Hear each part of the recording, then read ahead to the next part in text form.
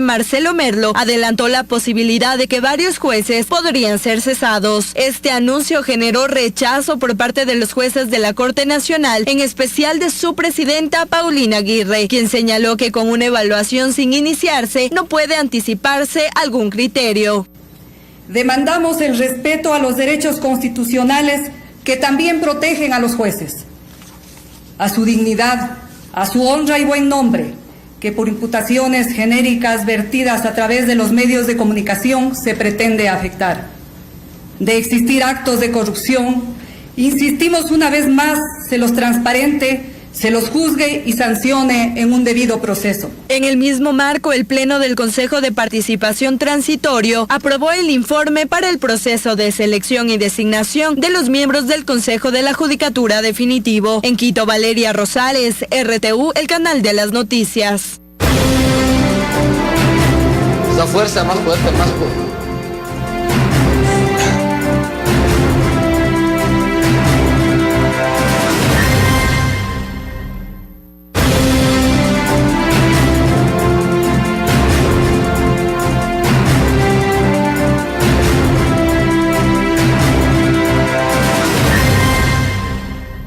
Amigos televidentes, estamos ya con nuestro primer invitado, el doctor Carlos Vallejo Burneo. Él es director general del IES. Queremos abordar temas importantes sobre la seguridad en el Ecuador. Es ahora o nunca era el tema, la frase con la que el IES quiere motivar a los empleadores a efectos de que paguen sus obligaciones patronales con el Instituto Ecuatoriano de Seguridad Social. La ley productiva, que está ya en vigencia, habían manifestado que sea también objeto de remisión o perdón de intereses a aquellos deudores, patronos deudores que no han cumplido con la seguridad social. En este sentido, la ley de remisión, ¿en qué consiste? Bienvenido, director. Bueno, primero que nada, muchísimas gracias, Carlos, por esta invitación y por brindarnos este espacio muy importante para difundir a la ciudadanía las buenas noticias que nos ha traído la Ley de Fomento Productivo, que fue presentada por el señor Presidente de la República y aprobada por la Asamblea Nacional el 21 de agosto del 2018. Esta ley, como usted muy bien lo dijo, trajo un incentivo muy importante, no solo para los empleadores, y creo que esto es importante rescatar. Siempre se habló que una condonación de intereses o una reducción, como es la palabra técnica que se maneja en la seguridad social, únicamente beneficia a los empleadores morosos. Y nosotros hemos hecho y a los grandes empleadores también se manejó un discurso por algunas partes, miembros de la Asamblea, que era una ley dirigida a los grandes empresarios. Y la verdad y las buenas noticias que nosotros hemos traído el día de hoy es que en la gran mayoría las personas que más se han beneficiado en un 56% son los pequeños, la micro y la pequeña empresa a través del proyecto de reducción de multas, intereses y recargos. Otro sector muy importante es el sector de las trabajadoras remuneradas del hogar, los artesanos, y en un número menor, en un 20%, las medianas y grandes empresas. Sin embargo, yo quisiera un poquito recordar a todos nuestros televidentes que este proyecto consistía, nosotros hemos hecho de una cartera de 1.200 millones de dólares que se encontraba pendiente de cobro al 2 de abril del 2018, 913 millones para ser exactos, son susceptibles de aplicar la reducción de multas, intereses y recargos. Esto iba a impactar o podían acogerse a este incentivo 202.000 empleadores que se encontraban en mora. Pero el dato interesante y el más importante que para nosotros nos motivó y nos incentivó a presentar nuevamente este proyecto y esta oportunidad, como usted bien lo dijo, que nosotros creemos que es ahora la oportunidad de ponerse al día, iba a beneficiar a 326.000 trabajadores que no habían recibido los pagos de sus aportaciones y que por obvias razones tampoco podían acceder a créditos hipotecarios, a créditos quirografarios que otorga el BIES, tampoco podían acceder a temas de jubilación y acceso a todos los beneficios y servicios que la Seguridad Social brinda a nuestros afiliados. Ahora, esta posibilidad de disminución en los pagos y erogaciones que tienen que hacer las empresas, los patronos en este caso, ¿están en función al pago del capital? No. A ver, el proyecto de ley contemplaba una reducción del 99% de lo que corresponde a multas de intereses o recargos, no a nada de capital, en los primeros 90 días. Esta fecha se vence específicamente el 18 de noviembre del 2018, se vence el plazo de los 90 días para poderse acoger a una reducción del 99% de las multas o intereses.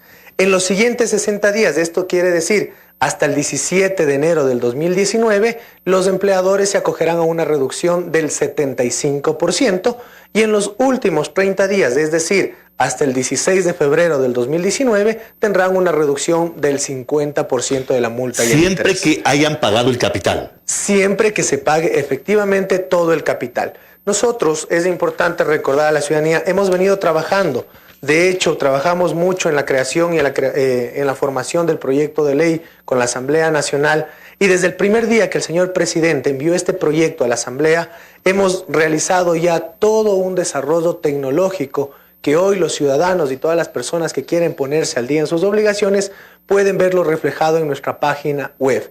En 6 pasos muy sencillos, un empleador ingresa a la página web, reducción de intereses, pone su usuario y su clave, se le despliegan todas las planillas que se pueden acoger a la remisión, las cuales han sido marcadas más de 1.700.000 obligaciones. Nosotros hemos hecho la marcación para que automáticamente ya generen esta reducción de las multas o intereses y con un clic pueden realizar el pago, que hoy hemos ampliado nuestras líneas de pagos a tarjetas de crédito, tarjetas de débito, débitos automáticos, y también hemos habilitado, ya teníamos habilitado cerca de 8.000 puntos a nivel nacional, en los cuales en las diferentes instituciones financieras los ciudadanos se pueden acercar a pagar automáticamente sus obligaciones sin necesidad de acercarse a ninguna de las oficinas de la Seguridad Social. Ahora, ¿cuál es el monto? Dijo cerca de $1 millón, los que se ahorra el empleador, digamos, en este sentido, o el IES deja de percibir más bien por esta operación. A ver, nosotros, como le comenté en un inicio, la cartera susceptible de que se puedan acoger a la reducción es de $913 millones. La meta estimada que nosotros tenemos como Seguridad Social es consideramos una recaudación estimada de 189 millones, lo cual significaría que la Seguridad Social deja de recibir cerca de $26 millones.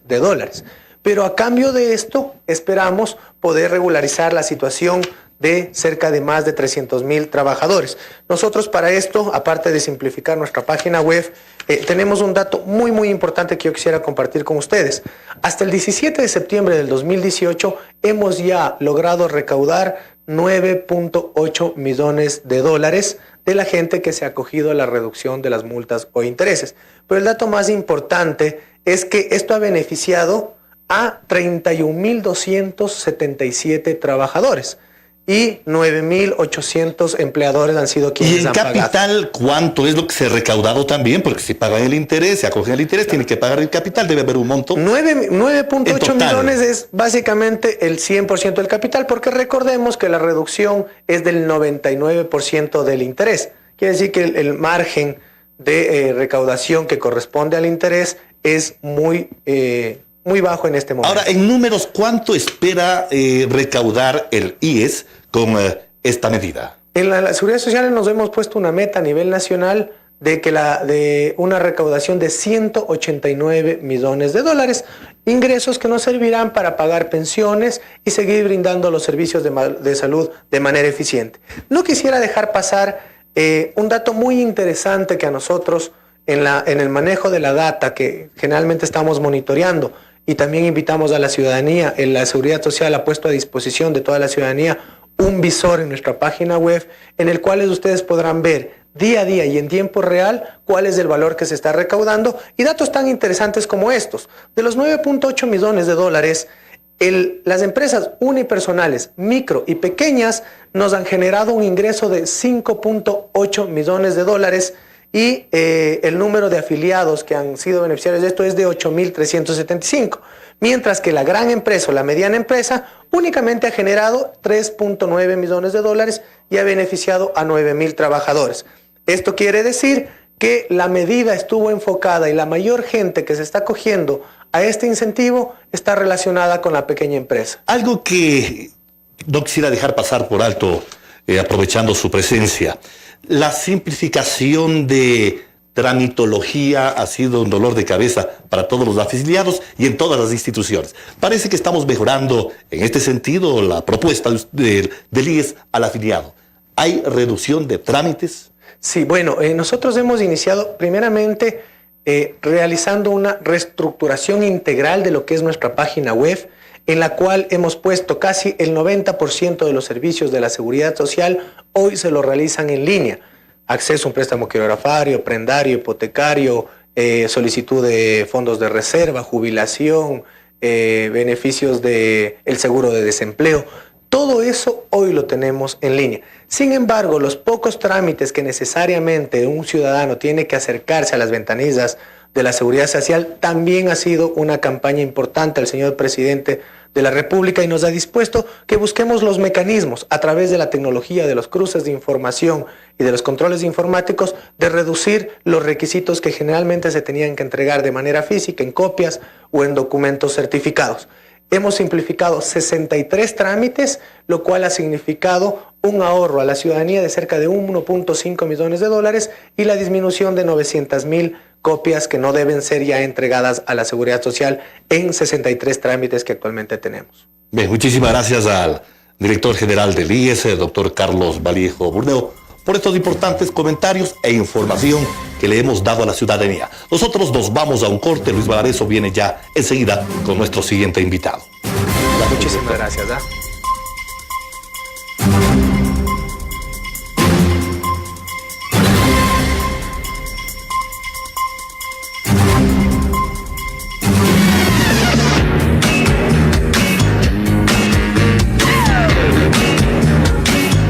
Comaxec, compañía limitada. Presta servicio de vigilancia y seguridad a las empresas de los sectores industrial, estatal y otras, con personal de guardias debidamente capacitados y armados, cumpliendo el propósito de prevenir el delito y propiciar la tranquilidad de nuestros clientes. Nuestras oficinas: principal, Quito, Avenida Santa Prisca, OE 363 y calle Carlos Ibarra, 2295-7074. Guayaquil, calle Guaranda 1305 y Letamendi, 2658-645. Santo Domingo de los Áchilas, Cooperativa Santa Rosa Nuevo Amanecer, lote 10, 099-88-56-972. Esmeraldas Manaví Los Ríos. Email comax-ecua@yahoo.com.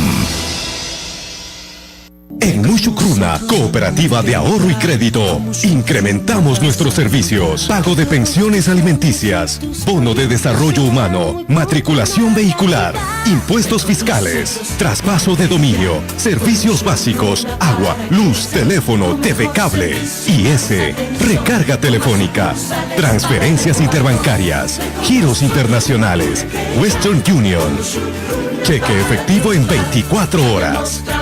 Somos líderes en servicios y productos financieros. Abogado Luis Alfonso Chango, gerente general. Ahorrar ya es ganar. Y ahora ganas más porque te premiamos por hacerlo. Por eso, ahorrando en Banco del Pacífico, ganas porque ganas. Por cada $50 de incremento mensual en tu cuenta de ahorro corriente, participa por tarjetas de regalo para ti de hasta $100. Máquinas de capuchino, televisores LED y muchos premios más. Gana ahorrando.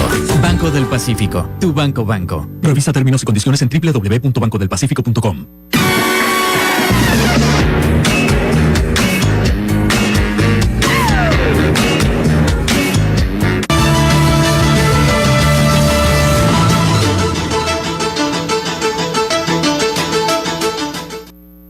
Continuamos junto a ustedes, amigos televidentes. Ahora nos acompaña Santiago García, él es economista, catedrático universitario, y con él hemos tenido algunas oportunidades de seguir dialogando durante y esto de la reconstrucción mañana. Así que vamos a dialogar entonces con Santiago García, economista y catedrático universitario. Bienvenido, muy buenos días, gracias por acompañarnos. Uno de los temas importantes que se habla en el país es el tema económico. Ya estamos en el 9º mes. ¿Y qué está pasando con la economía del país? ¿Hay crecimiento, hay salida, hay alternativas? Esa es la preocupación que tienen los ecuatorianos más allá del campo político y los escenarios mediáticos que se manejan en el país. Buenos días, bienvenido. Gracias, Luis. Un saludo a todos los televidentes. Yo creo que hay salida siempre y cuando se cumplan algunas condiciones.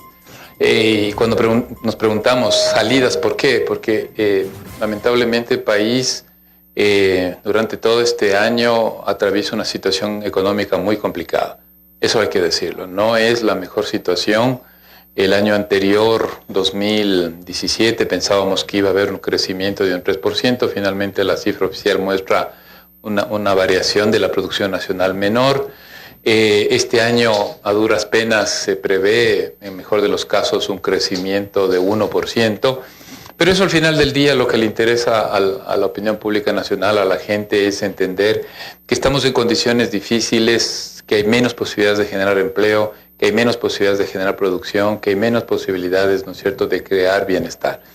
Entonces yo decía, para poder salir a partir de esta situación compleja, que se cumplan algunas condiciones. Y yo, entre otras cosas, mencionaría la primera.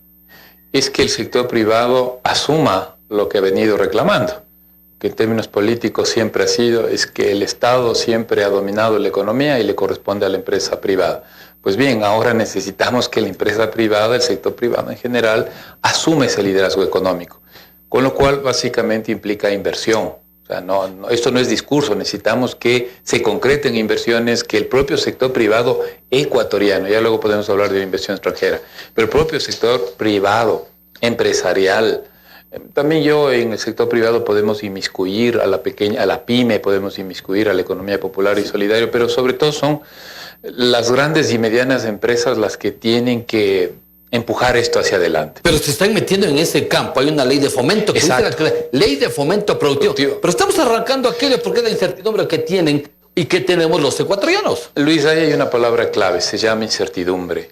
Y lamentablemente en el país la clase empresarial se ha manejado siempre desde una óptica que es bastante limitada. La óptica limitada es basada en que, bueno, como hay incertidumbre, yo no me muevo. Es que es eso, bueno, y ahí uno desde el punto de vista económico, yo, bueno, me he especializado en los temas macroeconómicos y del desarrollo, uno dice, tiene razón, como la incertidumbre, como hoy es tan alta, entonces paramos de inversión. En vez de invertir en la empresa, prefiero tener liquidez en la casa, en mi cuenta. Estoy hablando como empresario. Y eso, si un empresario tiene su dinero depositado en su cuenta, no me sirve, no le sirve al país. Eso es peor para aquellos empresarios que tienen depositado fuera del país, que también hay que decirlo, ¿no? No creen para nada en su patria, porque lo tienen depositado en los paraísos fiscales. Entonces, Luis, esa palabra de incertidumbre, esa palabra de un futuro incierto, hace que el empresario posponga todo. Y este es el momento, se ha sacado esa ley, ¿no es verdad? Que ya lo discutimos con usted, Luis, algún momento. Se sacó la ley de fomento productivo. Hay una serie de incentivos fiscales, una serie de perdonar la deuda que se tenía frente al fisco en cuanto a intereses y multas. Todo eso es un sacrificio incluso del pueblo ecuatoriano, porque el Estado deja de recibir ingresos. Pero ¿cuál es la contrapartida? La contrapartida es la inversión. Porque la ley no nació por sí misma, la ley nació para decir, señores, ustedes han pedido liderazgo, tomen, aquí se abre un espacio, la ley abre un espacio.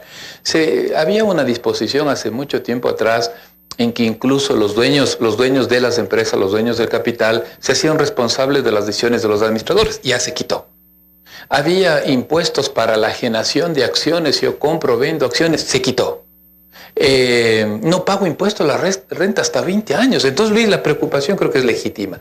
Tenemos que convertir todo eso en inversión. Y por eso es necesario buscar reorganizar la economía nacional con renegociar deudas, como este caso. Se piensa que el gobierno va a ir en diciembre a China para buscar una alternativa, hacer caso omiso a leyes del Fondo Monetario Internacional, o la expectativa es que el Ecuador y el sector económico tome un camino decisivo para salir de la actual crisis que estamos. Correcto, ahí hay varios frentes. Así como reclamamos la responsabilidad del sector empresarial, lo he dicho creo con mucha claridad, también hay que reclamar la posición del Estado. Todos.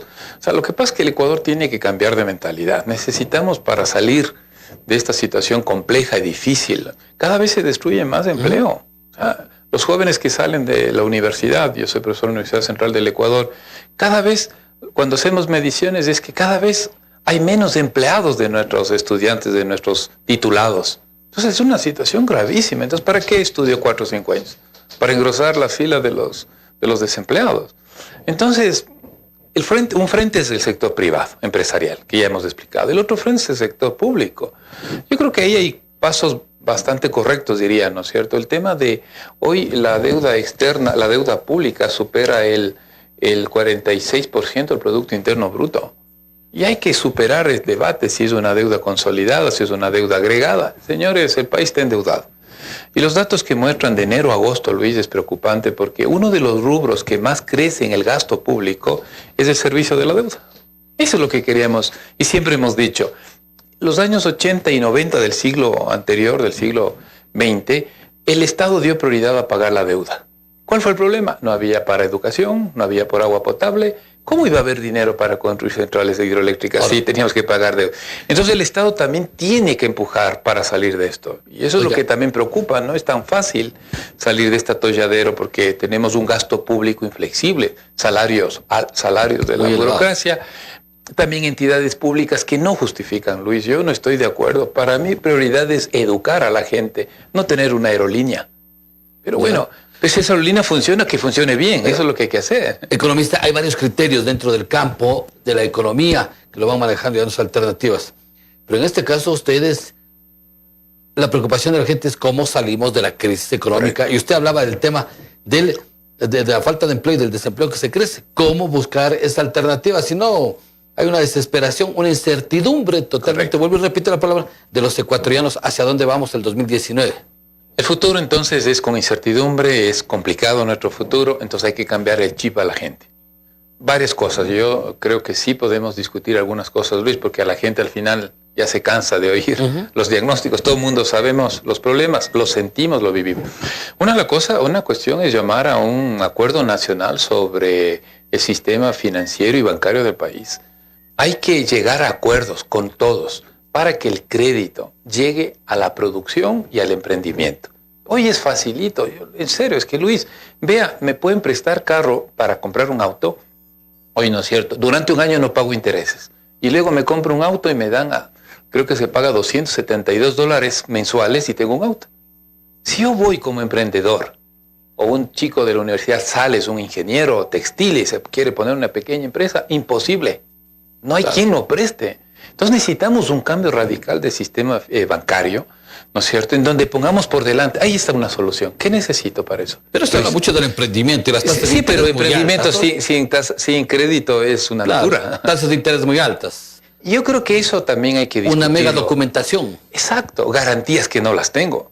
Entonces yo creo que, pero yo estoy en desacuerdo cuando mucha gente dice, bueno, vamos a bajar las tasas de interés.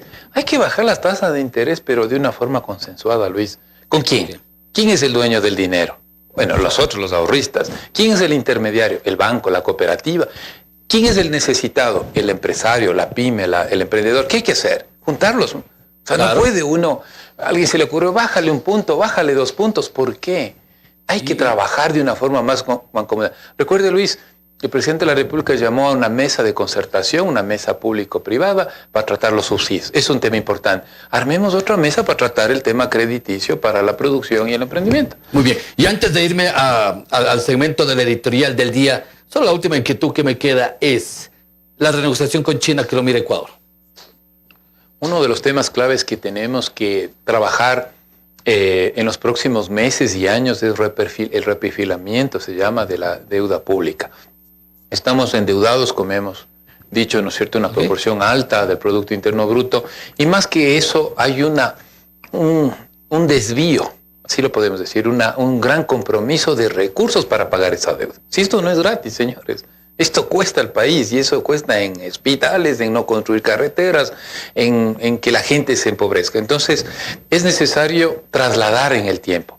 Tasas de interés, por ejemplo, con China, me parece una medida acertada, y ojalá al presidente le vaya bien en el mes, entiendo, noviembre o diciembre, viajar a China para renegociar, no tanto en una posición dura, porque hay que ser muy cuidadoso en los mercados financieros, sino una posición en que se busque un acuerdo, ¿no es cierto?, con los acreedores chinos para recibir nuevo endeudamiento. Sí, pero eso es increíble. Es que cambio la deuda vieja por nuevo, pero bajo nuevas condiciones. Es un proceso delicado, complejo, que creo que el país tiene que apoyar. Es una necesidad cambiar esa deuda cara hacia una deuda un poco más asequible para los recursos que tiene el país.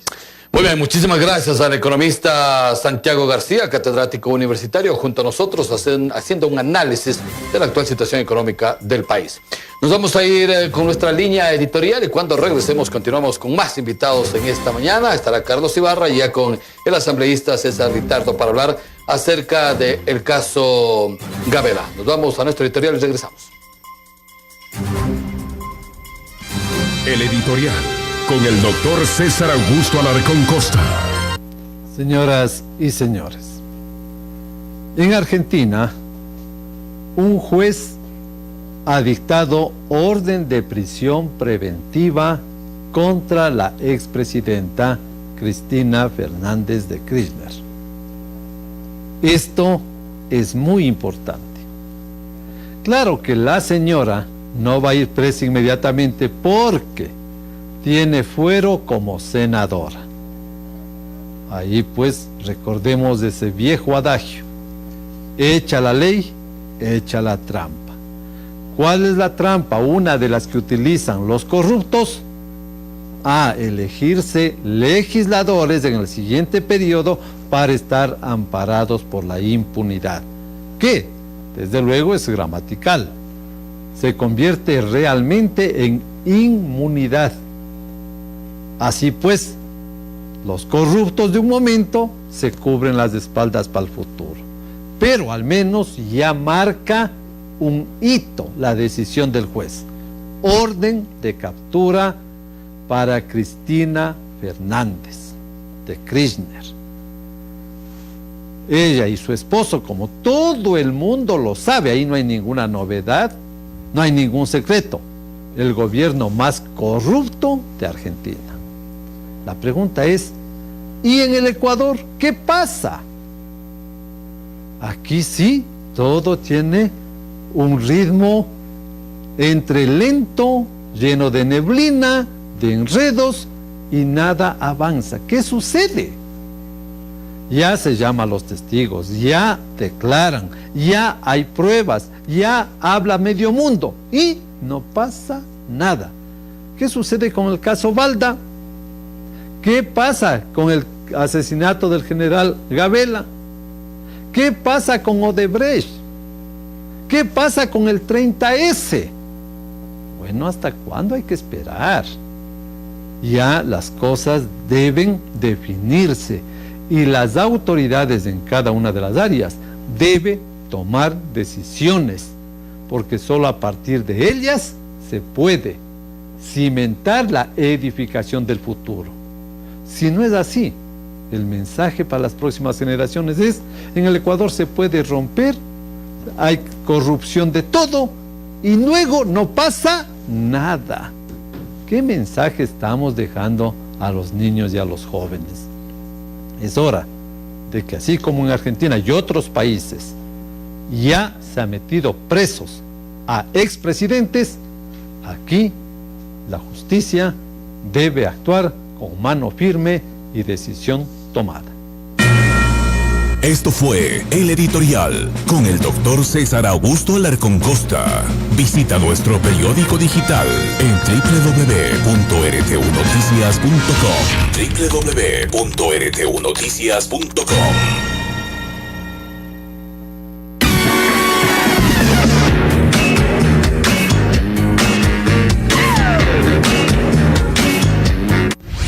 Hace 40 años, un sueño transformó a una sociedad.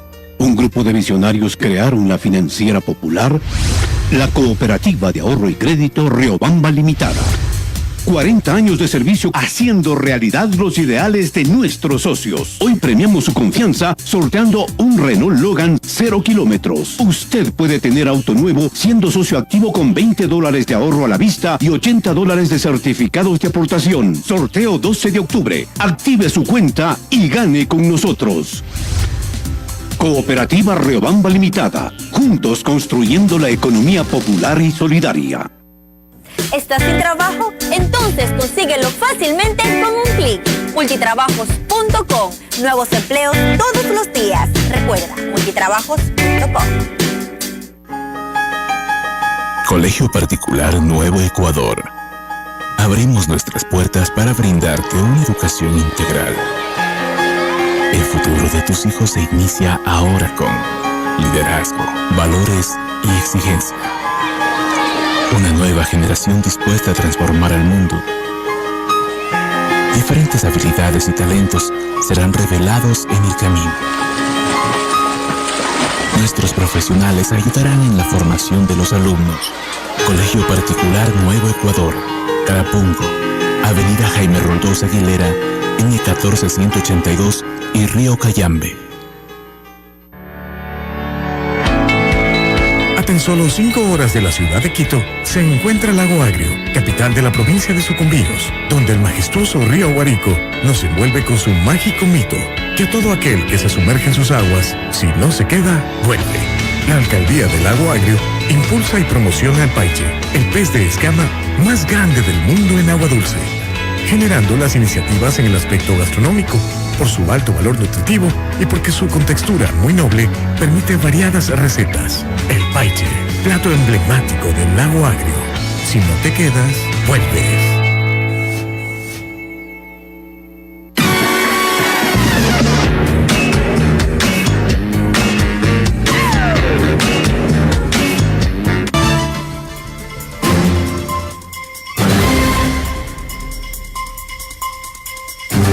Estamos de retorno. ¿Verdad que el electorado, no? Con nuestros invitados, el asambleísta César Litardo de las filas de Alianza País. Quiero darle la cordial bienvenida. El asambleísta Litardo es presidente ocasional de la comisión creada por la Asamblea Nacional para investigar el caso de la muerte del ex general Gabela. ¿Cómo se han dado los trámites? ¿Cómo ha avanzado la investigación? ¿Qué podemos informar a estas alturas históricas a la ciudadanía? Bienvenido. Buenos días al país, a todos los que nos ven. Un saludo muy cordial, sobre todo a mi provincia de Los Ríos. Creo que esta comisión que se conformó para analizar toda la situación en torno a la muerte del ex general Jorge Gabela nos demuestra de que desde la Asamblea queremos transparentar estos procesos y queremos darle al país la verdad. En ese sentido, esta comisión ha tenido, en términos generales, un avance importante. Es decir, yo podría decir que en las casi 2 meses de trabajo que tiene esta comisión ha logrado obtener más información que 8 años atrás no obtuvo ni la Asamblea ni la misma Fiscalía en este caso. En ese contexto, un poco generalizando las líneas o las comparecencias que hemos tenido, creo que se han basado en 2 aspectos. Primero, en muchos casos, este concepto de amnesia que han tenido algunos comparecientes, que en muchos casos cuando hay preguntas comprometedoras, un simple no me acuerdo su respuesta común, y la segunda en contradicciones en torno a las versiones de uno a otro. Esto nos ha ido dando la posibilidad de ir armando un proceso en el cual vamos sacando la información que vamos recabando y en ese contexto estamos trabajando en la comisión. Ahora, los órganos correspondientes, la Fiscalía en este caso, en momentos anteriores, no fue lo suficientemente capaz, ágil u oportuna para liderar las investigaciones, tanto así que se tuvo que nombrar una comisión especial al seno de la Asamblea Nacional. Hubieron deficiencias, creo yo, en este proceso de investigación. Estas deficiencias están demostradas en los procedimientos que nosotros hemos encontrado. En su momento han habido varias denuncias que se hicieron en la Fiscalía, varias entregas de información. Esta información no fue valorada, pero en ese sentido creo yo de que lo importante, como decía, es que se transparenta. Es decir, en este país en donde estamos luchando por que no exista procesos corruptos, luchando por volver a tener una confianza en las instituciones, no podemos permitir cosas como que se contrata desde el Ministerio de Justicia en su momento un perito para que haga todo este proceso investigativo. Este perito, al final de su trabajo, de acuerdo al contrato, le obligó a entregar un informe. Y ese informe fue acompañado de más de 20 cajas de documentos, de discos duros, de información en medios magnéticos. Y en este momento no existe un solo documento. ¿Y dónde están los documentos? ¿Cuál es el seguimiento que ustedes han logrado llegar? Hay una cadena de custodia. Nosotros ya tenemos identificados los nombres de quienes y en qué momento se perdieron estos documentos, porque en el Ministerio sí hay una cadena de custodia y había responsables de esto de acá. Lo que digo es que eso da muestras de que algo se quiso ocultar. Es decir, y luego de esto, nosotros vimos públicamente que exfuncionarios hicieron ruedas de prensa, hicieron informaciones a la ciudadanía indicando de que este crimen había sido por delincuencia común, porque quisieron robarle a la hija del general Gabela y por eso fue la que el general bajó de su casa a intentar defender a su hija y fue el asesinato. Pero cuando contratan un perito, este perito dice que no, que fue la causa de la muerte del general Gabela consecuencia de las denuncias que hizo él, de que el perito entrega 98 hojas de un informe y de que luego esas 98 hojas solo aparecen 92 entregadas a la familia, de que se dice en una rueda de prensa de que fue delincuencia común esta situación y que luego, ayer, recuerdan la comparecencia de Horacio Martín, asistente de perito Mesa, él claramente dice que eso es falso y que ese informe es cambiado, que el perito establece de que en una sesión en el ECO 911, el 18 de noviembre del 2013, con 18 funcionarios de rangos ministeriales, de ministros, hasta otros funcionarios de rangos menores, escucharon nombres de asesinos, materiales intelectuales del caso, y nadie dijo nada al país. Todos estos temas nos dejan muchas dudas y en definitiva lo que hacen es demostrar de que el país en su momento no conoció la verdad. Ahora, ustedes, toda esta información, una vez que ya la compilen, ¿dónde van a entregar? ¿Van a hacer seguimiento o es solamente para bajar la temperatura de un escándalo nacional que ha conmovido la conciencia ecuatoriana? De ninguna manera. Nosotros nuestro informe, que va a ser muy contundente, al final tenemos hasta el 10 de octubre para concluir con la investigación que estamos haciendo, va a ser entregado estos hechos presuntivos a la Fiscalía para que tengan elementos, para que la Fiscalía también pueda hacer su trabajo y aportarle a la misma como tal. Entregar, por ejemplo, evidencias de que en principio habían comparecencias en donde muchos funcionarios decían que cuando se reunía este famoso comité que se conformó para investigar esta comisión, no llevaban actas, no llevaban ningún tipo de registro o de control en actas de esas reuniones. Nosotros entrevistamos o compareció nuestra comisión hace una semana la doctora Yona Palacios, que era secretaria de este comité, y ella nos entregó y dijo que tenía en sus archivos 38 actas de estas sesiones. Es decir, todas estas contradicciones que se van dando nos dan a nosotros algunos elementos para poder ya asumir algunos tipos de acciones y nombres, actores, tal vez encubridores, tal vez responsables de pérdida de documentos públicos. Todos estos temas serán entregados a la Fiscalía para que la Fiscalía y la Contraloría también en algunos casos administrativos pueda ejercer su función y pueda sancionar a los responsables en este caso. Ahora, el perito Mesa ha manifestado su predisposición de venir al país y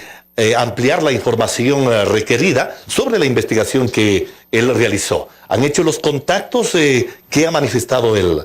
Bueno, nosotros hemos hablado con el perito Mesa en varias ocasiones, hemos buscado la metodología o la forma para que él pueda ser contratado una vez que el Ministerio de Justicia certificó que estos documentos no existen.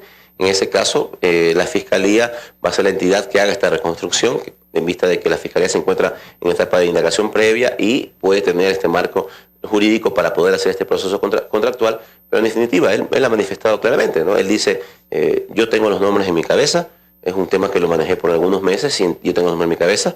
Yo dejé todos los documentos de acuerdo a lo que decía el contrato que hice con el Ministerio de Justicia y por ende lo que necesito es ir al país para yo ver dónde buscar para poder sustentar mi informe y que el país tenga la verdad con estos nombres. Así que esto se tiene que materializar en los próximos días y con esto creo yo que podríamos ya ir cerrando este tema del caso Gabela. El 10 de octubre termina la función que usted preside, la comisión que usted preside. ¿Qué esperan de todo este trabajo? ¿Qué debemos esperar como ecuatorianos? Que una denuncia terminó con una muerte, una denuncia porque se posibilitaba una duda sobre un sobreprecio en la compra de los aviones y helicópteros Drup.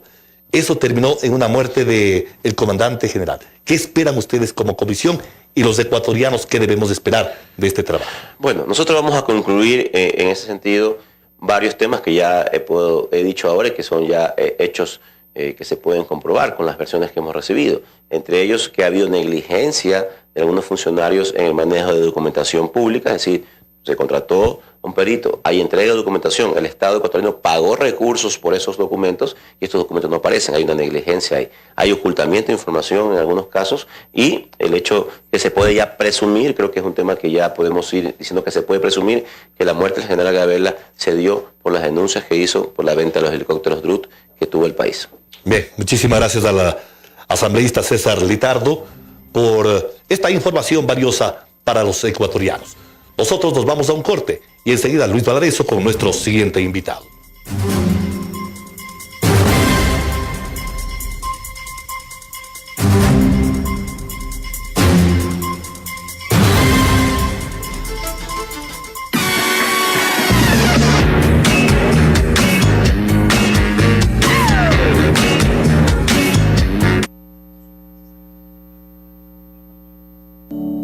Con Mushugruna todo es más fácil. Venga y compruébelo usted mismo.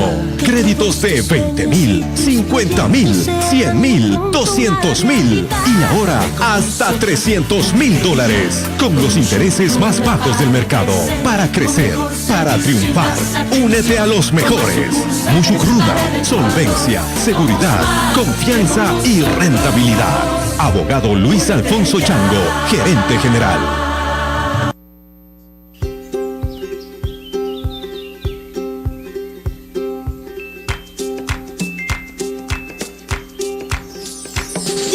Super promo de Girasol para que lleves lo bueno a todas partes.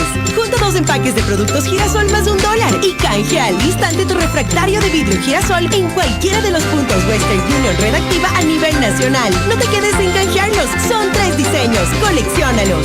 Girasol, vive con el corazón. El juego carga rapidísimo. Es que acá en casa tenemos internet con fibra de TV Cable.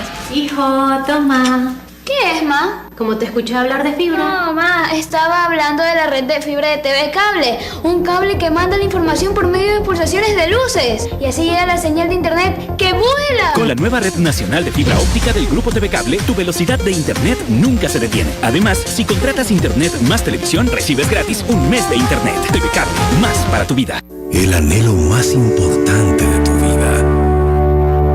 El departamento en donde tu historia de adulta responsable comenzó.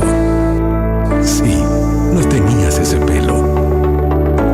La oficina en la que con tu jefe, ahora tu socio y tu mejor amigo, festejaron ese primer buen negocio. La casa en la que juntos mirarán a sus hijos crecer. Juntos, sin importar los obstáculos que te presente el mundo. Plusvalía.com, tu llave a la vida que buscas. ¿Estás listo para vivir intensamente? Entonces, haz lo que te apasiona. Exígete más cada día. Atrévete a innovar. Emprende. Supérate. Alcanza la perfección. Porque solo el conocimiento te llevará muy lejos. Te llevará a la excelencia. Universidad Indoamérica. Vive la excelencia. Matrículas abiertas en las modalidades presencial, semipresencial, a distancia y posgrado.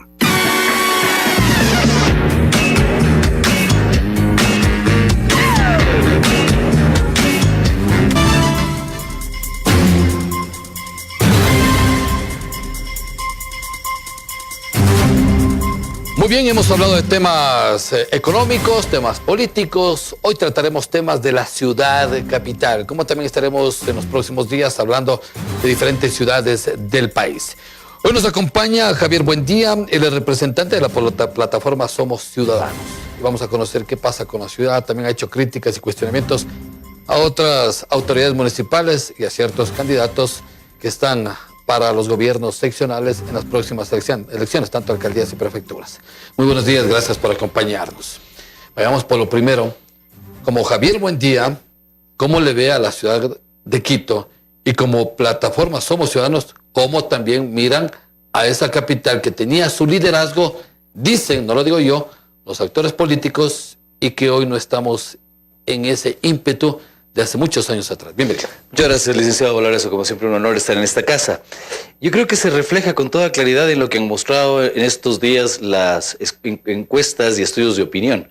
8% de las personas que vivimos en Quito y los quiteños confiamos en nuestro municipio. Eso nunca en los anales de la historia de la ciudad se ha producido. Eso quiere decir que el 9.2% de las personas que estamos habitando en este momento en la ciudad no creemos en la autoridad que nos regenta.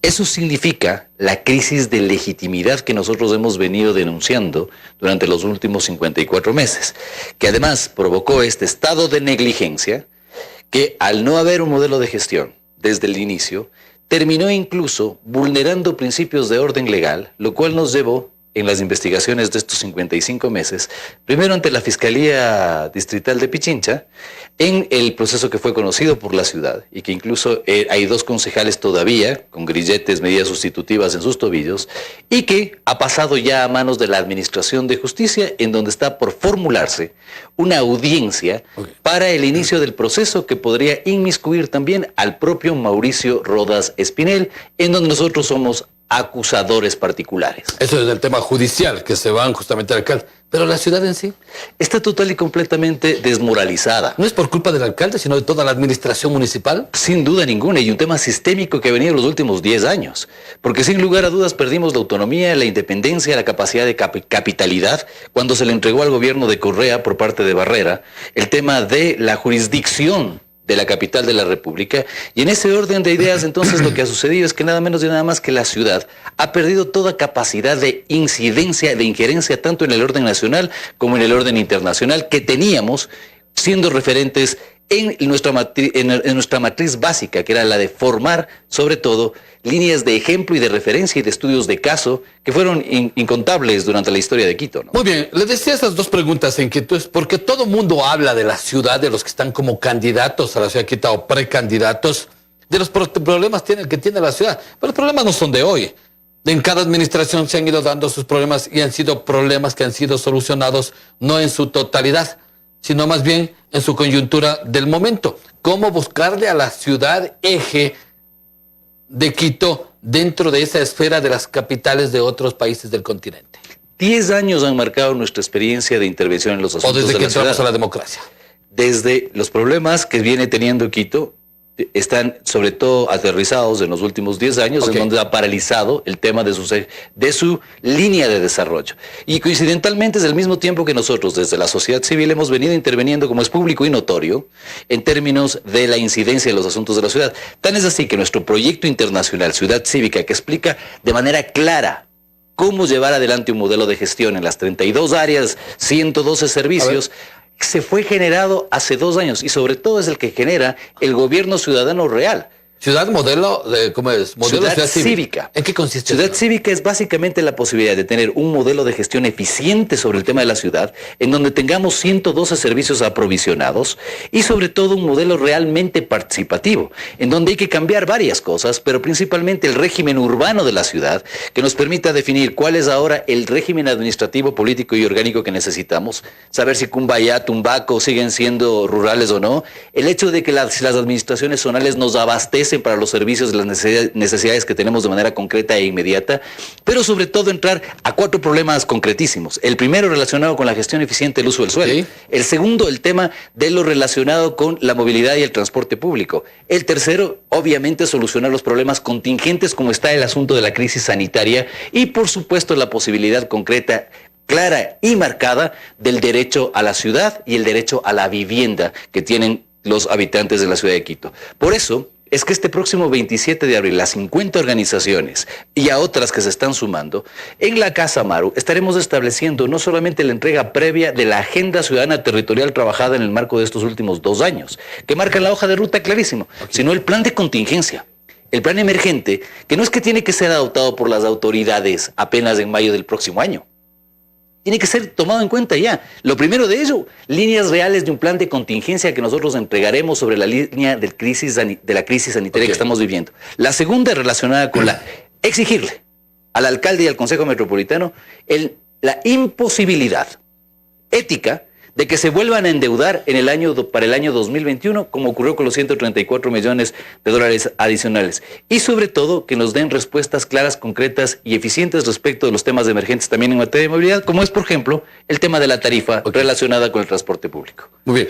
Ahora, estos temas la ciudadanía los conoce, lo que dice son parte del factor ciudadano. Pero vamos a los temas de fondo que le preocupa a la ciudadanía de la capital, porque lo que viene pasando ya dicen, bueno, no hacen nada.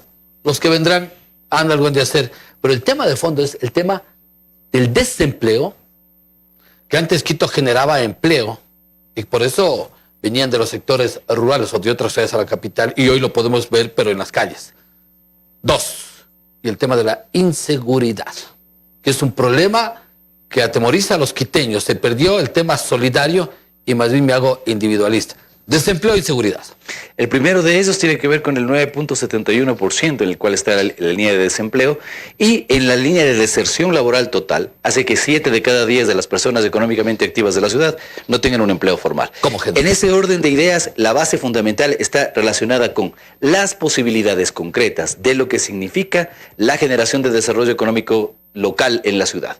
Es decir, que en este momento el entorno favorable que tiene que dar la ciudad en términos de las capacidades, sobre todo para el autoempleo, la posibilidad real de que exijan, incluso dentro de esto, la capacidad de un modelo asociativo de trabajo que nosotros lo hemos denominado con toda claridad en términos de dar paso al trabajo autónomo. Las relaciones de dependencia, que dependen incluso en su mayoría del 89%, en el margen de lo que tiene que ver a la oferta laboral en la ciudad de Quito, dependen del sector privado. A ese sector privado, la ciudad tiene que darle capacidades de incidir directamente en la línea de la recuperación económica de la ciudad, y a través de eso podrá generar empleo. En esas lógicas, además, mejoraremos los niveles de productividad y de competitividad de la ciudad. Es un círculo virtuoso en donde efectivamente, nada menos de una ciudad quebrada, con un flujo de caja, con problemas de flujo de caja, con 134 millones de dólares de endeudamiento, con 67% de su presupuesto comprometido en el tema del metro, ¿cómo puede generar entorno favorable y líneas de incentivo hacia la lógica del empleo? Usted señalaba un tema fundamental, la cogestión, un tema en el que incluso las infraestructuras, desde las más grandes, pero sobre todo las más pequeñitas, las del nivel comunitario, que son tan importantes, fueron llevadas adelante, y ahí se generaron empleos y autoempleo. Pero hábleme del sector informal, ¿cómo luchar contra eso? Que para muchos es un problema, para otros no hay trabajo. Lo más importante de todo, eso es la gestión eficiente del uso del suelo. Eso significa la planificación. Eso significa darle orden y régimen jurídico a las cosas. Esa informalidad hay que formalizarla. Esas son recomendaciones incluso de la Organización Internacional del Trabajo. Y están los estándares y los pasos concretos. Sino que lo que se necesita es voluntad política, conocimiento y principio de autoridad para generar incluso los consensos necesarios en la lógica de encontrar estas alternativas con implementaciones no de 30, 40, 50, 60 meses, inmediatas.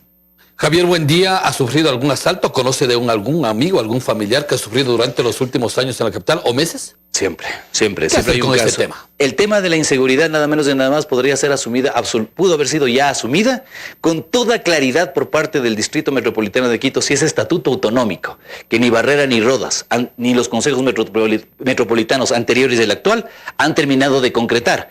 El convertirnos en distritos metropolitanos nos hubiera dado la capacidad para que nuestras ordenanzas tengan fuerza de ley.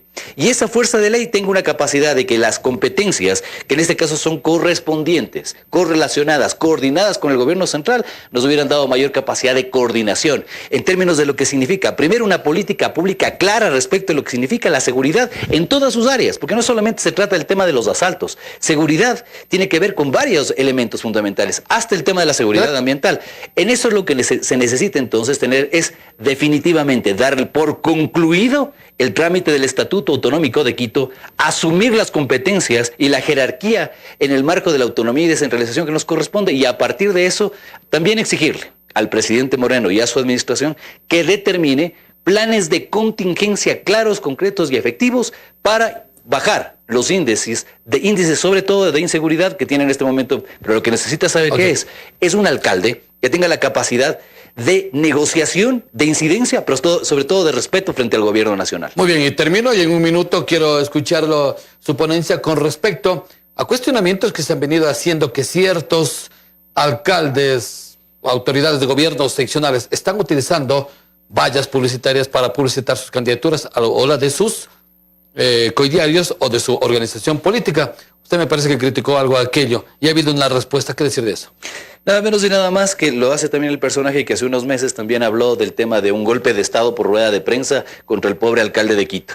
Lo concreto es que el día lunes hemos presentado ante el Consejo Nacional Electoral una solicitud de investigación, prevalidos de lo que señala el Código de la Democracia, para que se examine si recursos públicos municipales en la ciudad de Guayaquil están siendo utilizados o no para la promoción electoral de una precandidata. De eso se trata, y evidentemente también lo pondremos en conocimiento de la autoridad competente, que es la Contraloría, que tendrá que ver no solamente con el tema de la infracción en el orden electoral, sino con el posible uso indebido de recursos públicos. De eso se trata, no hay que exaltarse, lo que hay que hacer es darle todas las posibilidades al Consejo Nacional Electoral para que examine y probar que efectivamente eso no está sucediendo. Y si está sucediendo, que evidentemente sea sancionado e imputado como campaña anticipada. Muchísimas gracias, Javier. Buen día. Ha estado junto a nosotros. Él es representante de la plataforma Somos Ciudadanos. En esta mañana hemos hablado de los temas de la ciudad capital. Gracias por acompañarnos. Sigamos a la parte final. Gracias por estar junto a nosotros. Generamos noticia, hacemos noticia y esto les presentamos a partir de las 18 horas en nuestro espacio informativo. Lo que se viene, tu tienda en casa, para que lo disfruten y compartan en familia. Felicidades, muy buenos días.